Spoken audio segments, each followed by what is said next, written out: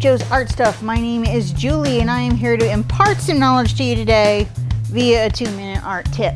And today we're going to be talking about something probably a little bizarre, but I think that you're going to like this. And for all of you pastel people who get largely ignored, your day has come.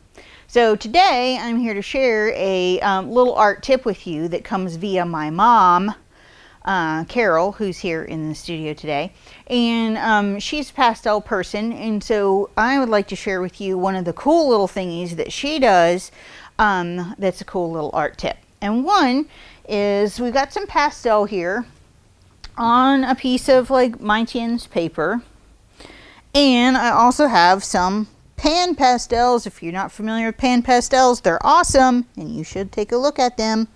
But when have you ever thought about using plain old packing peanuts as blenders? They work great.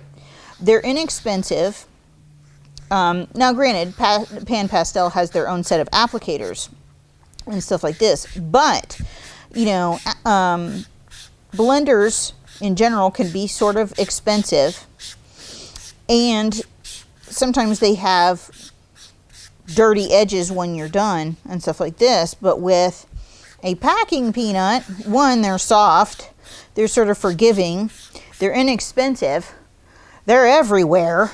My Lord, you can't seem to get rid of them, especially around, you know, holiday time of year when you're getting shipped everything in a giant box as big as a human being. So these work great because they're soft and flexible, and you actually do have quite a bit of control with them. And they work great as a blender to blend colors together or to create value. Soft little edges, perfect for backgrounds. And as you use them, they just kind of seem to disintegrate and disappear. And they're kind of wonderful. So if you haven't thought about it, you should definitely try packing peanuts as blenders. Super fun. So enjoy.